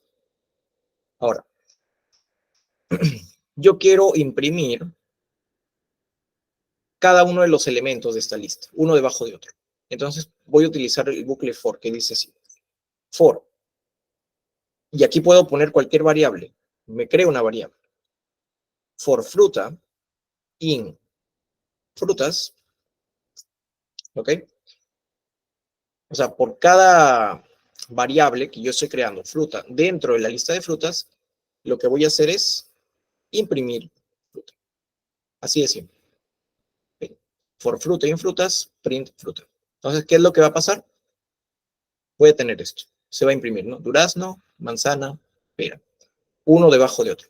Es un bucle. Entonces, lo que hago con el for es iterar dentro de una lista. ¿Ok? Lógicamente, si voy añadiendo más, por ejemplo, aquí pongo naranja, voy a tener esto, ¿no? Durazno, manzana, pera, naranja. O sea, en cada iteración, en la primera vez que imprimo, fruta tiene este valor, durazno. ¿Ok? Y lo imprime. En la segunda iteración, ahora esta variable fruta tiene este valor, manzana, y lo imprime. En la tercera, fruta va a tener este valor, pera, y lo imprime, ¿no? De esta forma es como funciona el for. Ok, no es una función, sino es un bucle, es una sentencia, así como el if, como el else, como el while, ¿no? Es una sentencia que simplemente se usa para iterar una variable dentro de una lista. Entonces, lo que acabo de explicar, ¿no? Primero tiene este elemento de aquí, luego este elemento de aquí, luego este y luego este. Entonces, para que se vea mejor el ejemplo, tengo otro ejercicio que dice, utilice un bucle for para imprimir los números del 1 al 100.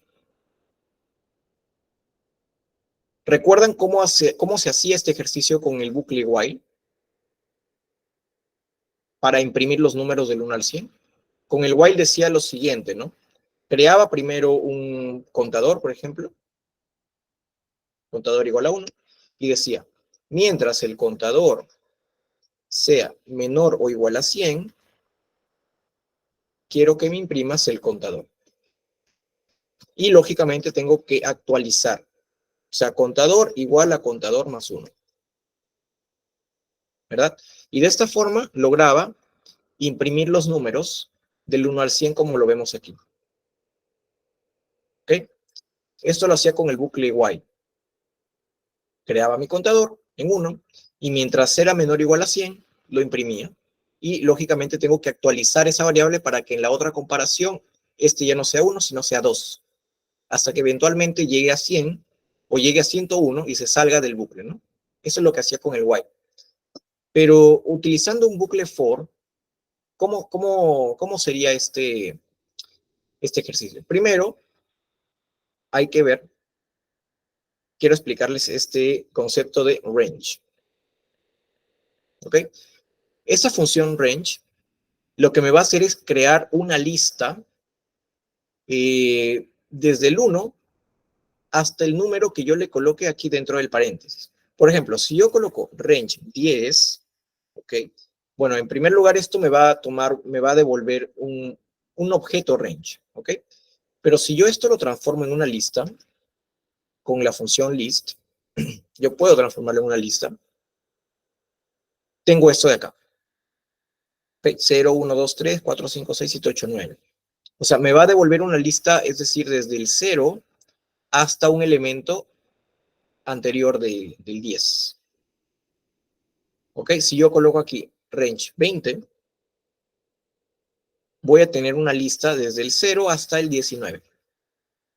Entonces, si yo quiero imprimir los números del 1 al 100 utilizando el bucle for, yo le puedo decir, ¿no? For número in. Yo quiero que ese número recorra toda esta lista, ¿sí o no? Bueno, esta lista va a ser una lista del 0 hasta el 99, porque yo quiero imprimir los números del 1 al 100. Entonces voy a decir, de número, por cada número en el rango de 100, porque ¿qué es lo que me va a dar esto? Si yo coloco list range 10, perdón, range 100, me va a dar una lista, vean, desde el 0 hasta el 99. Entonces, como yo quiero imprimir sus elementos, simplemente voy a decir acá, imprímeme el número, pero le voy a colocar más 1, porque recuerden que este range me da desde el 0 hasta el 99. Entonces, en la primera iteración, este número va a valer 0. Pero yo quiero del 1 al 100, no quiero del 0 al 99. Entonces, por eso siempre le voy a sumar 1. Entonces, con esto de aquí, ya tengo los números del 1 al 100, impresos de esta forma. ¿Ok? Lo mismo si coloco aquí 20, por ejemplo, para hacerlo un poco más corto, tengo los números impresos del 1 al 20. Entonces, vean que para imprimir los números del 1 al 100 o del 1 al 20, en este caso, voy a acotarlo acá, uso menos líneas de código que con el while. Recuerdan, para el while usaba hasta 4 líneas de código, ¿no? Tenía que crear el contador, luego hacer la condición, luego imprimir y luego actualizar el contador. En este caso, con el for, me es más práctico porque solamente utilizo esas 2 líneas de código. ¿Ok? Sé que quizás es un poco confuso, pero con la práctica se van a dar cuenta que a veces es mejor utilizar el for. O sea, es más práctico utilizar el for. Hacer bucles iterando sobre una lista.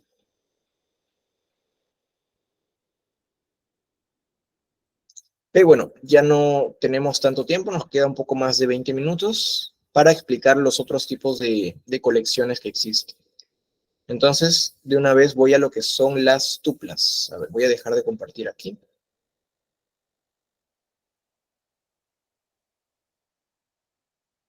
Voy a ver un ratito.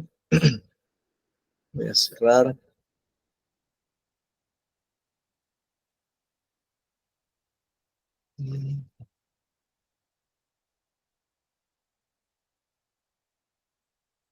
Ahí está.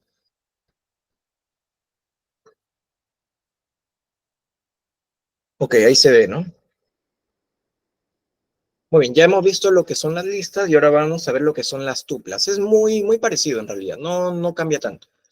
¿Cuál es la única diferencia? En que, bueno, aquí dice, ¿no? La tupla en realidad es una estructura de datos similar a una lista, pero con la diferencia de que son inmutables, ¿ok? Es decir, una vez que se crea una tupla, no se pueden modificar, ni añadir, ni eliminar elementos. O sea, en una tupla no vamos a poder insertar elementos o eliminar, etc. O sea, creamos una tupla y se va a quedar tal cual. No lo vamos a poder modificar. Se definen utilizando paréntesis y pueden contener elementos de diferentes tipos de datos, ¿no? Así como las listas. Entonces, los elementos de una tupla se acceden mediante índices, al igual que una lista, ¿no? Primer elemento, 0. Segundo elemento, 1. Y la longitud de la tupla también se puede utilizar la función len. Y aparte, ¿cuál es la ventaja en las tuplas? Es que se pueden asignar elementos a variables individuales mediante desempaquetado. Como ese ejemplo, ¿no? Pongo x, y igual a coordenadas. Entonces vamos a ver un pequeño ejemplo. Voy a compartir nuevamente el Colab.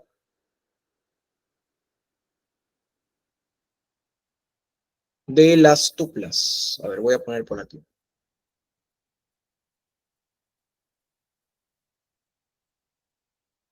Tuplas.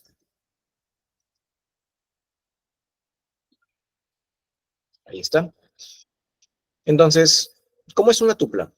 Yo puedo crear aquí. Lo puedo crear con paréntesis. Por ejemplo, 1, 2, 3. Esto vendría a ser una tupla. No es tan diferente a una lista. ¿Ok? Nuevamente, ¿no? Yo, si quiero el primer elemento, simplemente pondría print tupla el elemento 0 y voy a tener el número 1, ¿no? Que es el elemento de acá. Ok, pero ¿para qué me sirven las tuplas? Mayormente para hacer desempaquetados.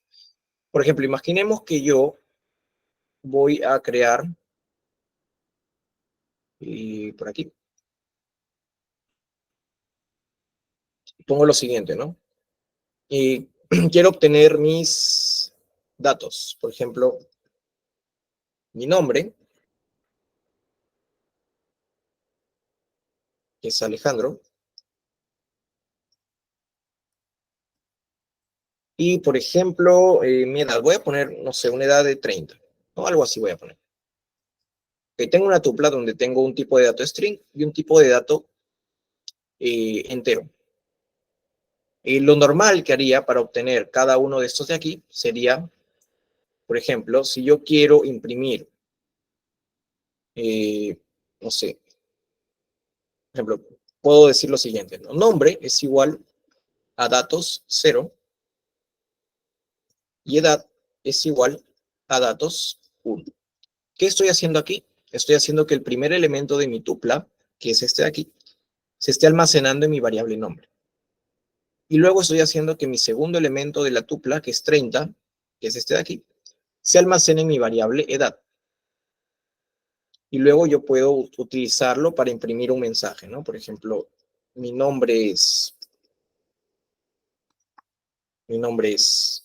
nombre, y tengo edad, años. Entonces, si yo ejecuto esto, tengo esto, ¿no? Mi nombre es Alejandro y tengo 30 años. Esta es una manera de obtener por separado los valores de mi tupla. Pero en lugar de hacer esto, yo puedo utilizar desempaquetado. Es decir, directamente voy a decir nombre, edad es igual a datos. Y ya está. ¿Ok? No es necesario decir nombre es igual a datos 0, edad es igual a datos 1. Simplemente coloco nombre, coma edad, es igual a datos. Y voy a obtener el mismo resultado. ¿Ok? Automáticamente nombre se le va a asignar este valor y a edad se le va a asignar este valor de. ¿Ok? Entonces, eso me da un poco más de fluidez al momento de realizar mis programas. No sé si hay alguna duda hasta ahí. Sencillo, ¿no? Lo que son las tuplas.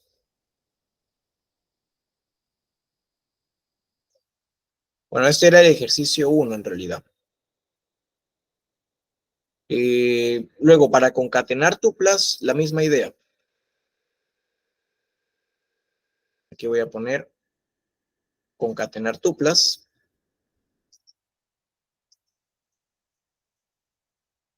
Por aquí tengo tupla 1.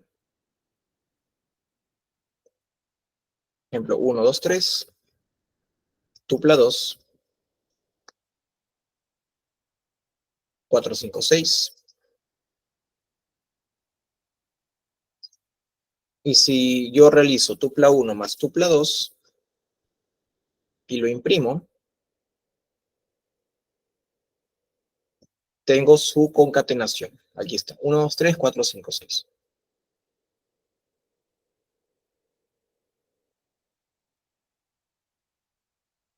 Y por último, un método que yo puedo utilizar es el método count, para saber cuántos elementos yo tengo en una tupla. Por ejemplo, yo estoy sacando esos ejercicios de acá. A ver, crea una tupla con elementos repetidos y cuenta cuántas veces aparece un elemento específico. Por ejemplo, yo tengo aquí mi tupla y voy a poner 1, 2, 3, 2, 4, 5, 2, 7, 2, 8. Entonces yo tengo un elemento repetido que es el 2, ¿verdad? Yo quiero saber cuántas veces se repite este elemento en mi tupla. Entonces yo puedo utilizar un método que se llama count y le ingreso el elemento que quiero contar y lo imprimo. Entonces, ¿qué voy a tener acá? Voy a tener 4. ¿Por qué? Porque 2 se encuentra 4 veces en la tupla, ¿no? Tengo 1, 2, 3, 4 veces. Este método funciona tanto para las tuplas como para las listas, ¿ok? Y a veces sí me sirve bastante, ¿no? Para contar elementos. Bueno, hasta ahí no hay más ciencia en lo que son las tuplas, solamente se diferencia en eso. Y si no hay ninguna duda, ya puedo pasar a lo que son los conjuntos.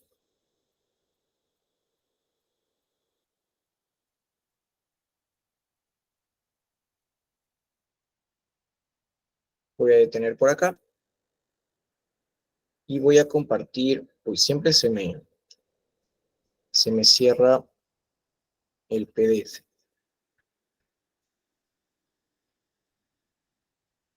A ver, ahora, ¿qué son los conjuntos?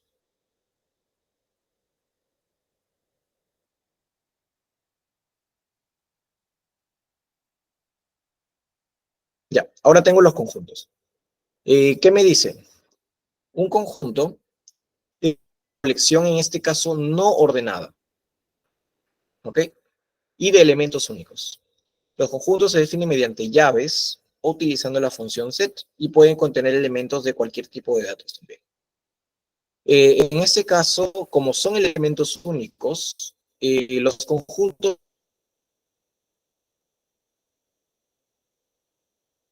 se duplicarán. Los conjuntos de Python admiten operaciones como unión, intersección, diferencia, etcétera, que facilitarán la manipulación de los datos. Y yo puedo modificar los conjuntos, es decir, puedo añadir elementos y puedo eliminar elementos. Uy, dice que se me corta. No sé si soy yo o es la conexión de nuestra compañera. ¿Me confirman si es que me están escuchando bien, fluido, o se me corta?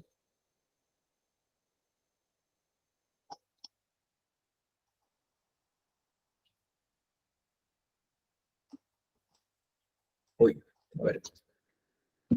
Pero se está entendiendo lo que estoy explicando, ¿no? Igual puedes leer ahí lo que son los conjuntos. Bueno, para entenderlo, creo que mejor de una vez nos vamos al Colab, para ya no perder tanto tiempo. Voy a poner por aquí conjuntos.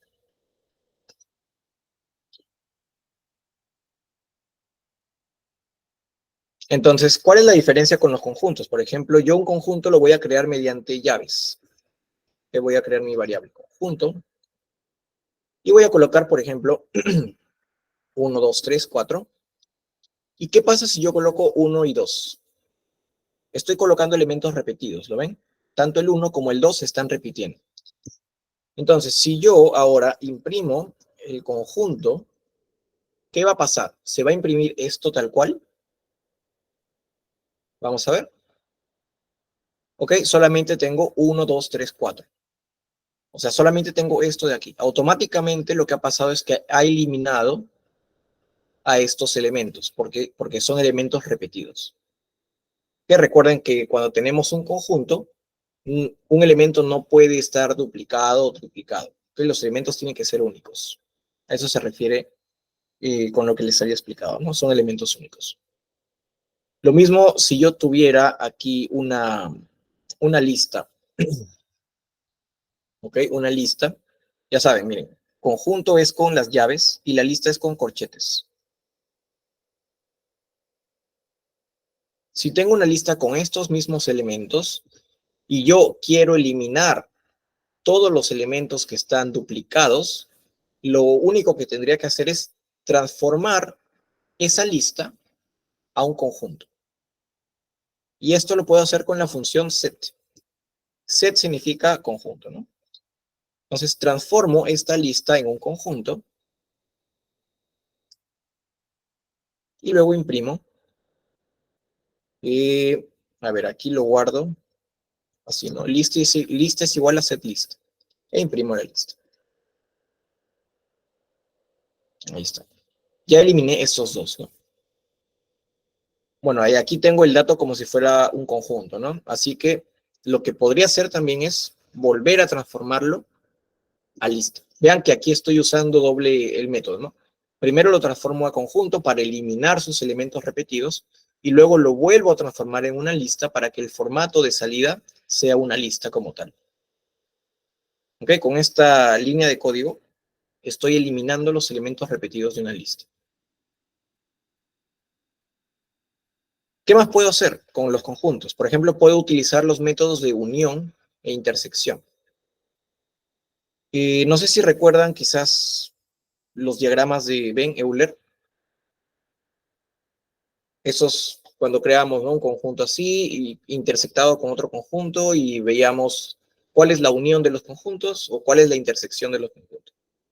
Esto también lo puedo realizar en Python. Voy a poner unión e intersección. Por ejemplo, yo tengo mi primer conjunto, conjunto 1, que va a estar formado por los números, voy a poner los números, a ver, 2, 4, 6, 8. ¿Ok? Ese es mi conjunto 1. Y ahora mi conjunto 2 va a estar formado por los números 6, 7, 8, 9. ¿Ok? Ahora, si yo utilizo el método de unión, yo voy a decir lo siguiente. Conjunto 1, punto, unión. ¿Y qué es lo que uno al conjunto 1? El conjunto 2. Conjunto 2. ¿Ok? Estoy aplicando este método de unión. Y esto lo voy a guardar en un nuevo conjunto, ¿no? Y voy a poner por aquí, unión es igual a conjunto 1, punto, unión, conjunto 2. Entonces, al imprimir unión, ¿qué creen que me saldrá en la pantalla? O sea, ¿qué voy a imprimir yo? A ver, ¿quién me dice? Si hago la unión, ¿qué números voy a tener dentro de ese conjunto?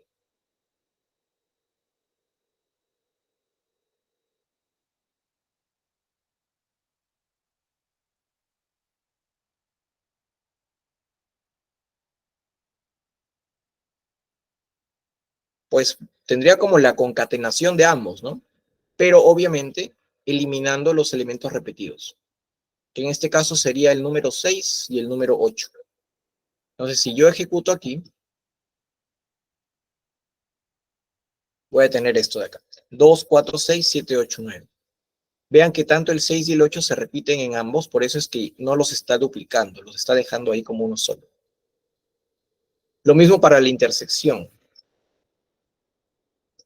Yo puedo hacer conjunto 1 y le aplico el método de intersección. Conjunto 2. Entonces, en la intersección, ¿qué voy a tener?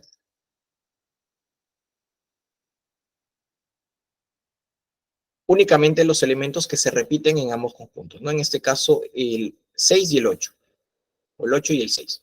Recuerden que un conjunto no tiene orden. No significa que esto sea el primer elemento, el segundo, el tercero. O sea, no pueden ser llamados por un índice, ¿ok? No tienen una posición. Por eso se dice que un conjunto no es una secuencia ordenada.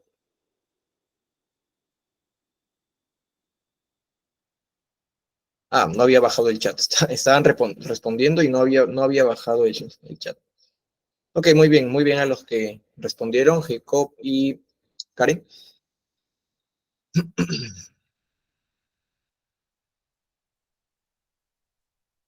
Listo, ya hemos visto lo que son entonces los conjuntos y ya no nos va a dar tanto tiempo, pero voy a poner aquí de igual manera lo que son los diccionarios. Y lo voy a hacer aquí mismo.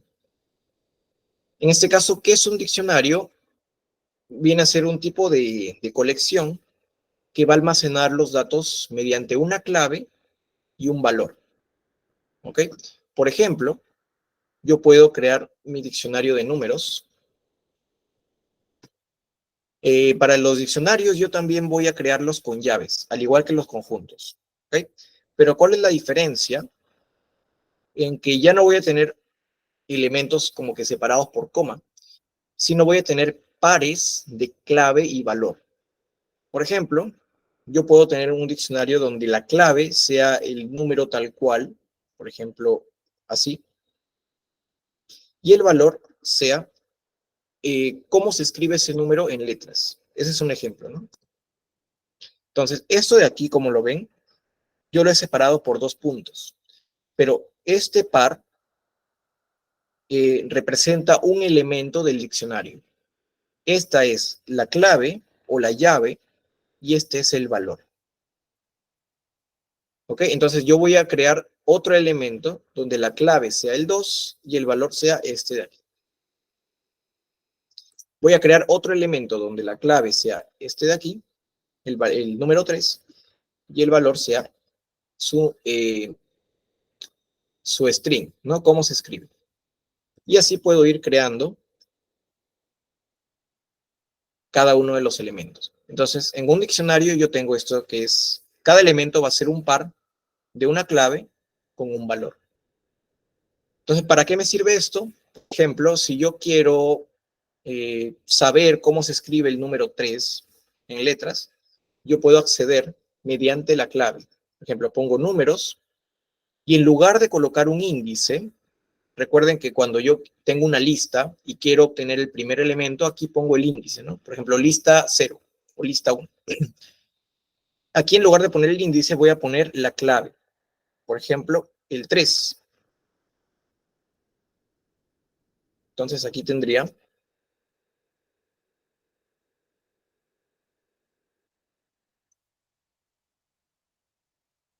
este valor de aquí. ¿Okay? Lo llamo por su clave y obtengo el valor. ¿Okay? Esto es lo que hace un diccionario, básicamente.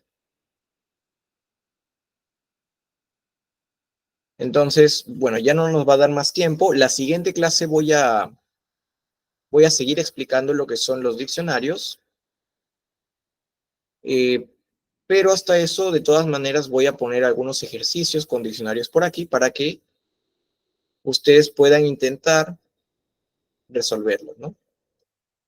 Por ejemplo, solicita al usuario ingresar información de una persona y agrega los valores a un diccionario e imprime su información completa. No se preocupen que igual en la siguiente clase, que ya vamos a tener un poco más de tiempo, de todas maneras les voy a explicar cómo hacer estos ejercicios. Tenemos aquí este otro.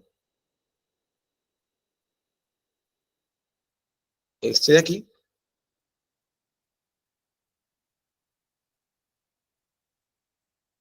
Y este de aquí.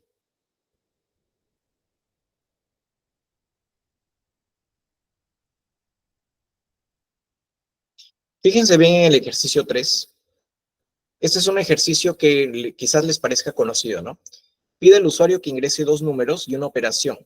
Utiliza un diccionario para realizar la operación deseada y muestra el resultado. ¿Recuerdan que en la clase pasada, cuando veíamos condicionales, habíamos resuelto este ejercicio con if? O sea, si decíamos, si el operador es más, imprime la suma. El if, si el operador es menos, imprime la resta, ¿verdad? Se van a dar cuenta que este ejercicio lo podemos simplificar bastante utilizando un diccionario.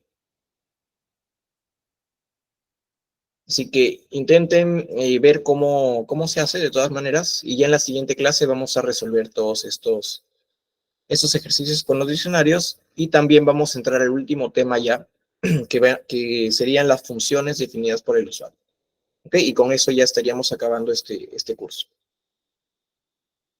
Muy bien, gracias chicos entonces por asistir. Les voy a compartir el link de este notebook.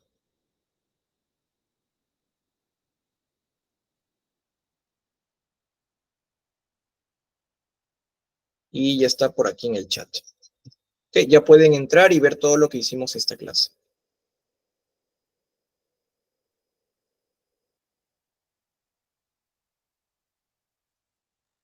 Listo, muchachos. Entonces ya nos estamos viendo el día jueves, ¿verdad? De aquí en 2 días.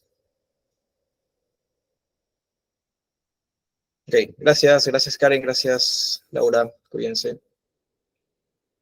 Bueno, eso del examen del certificado creo que te lo puede responder mi compañero. No sé si ya estará por ahí para ya poder retirarlo. Ok, gracias a ustedes, cuídense, nos vemos el jueves.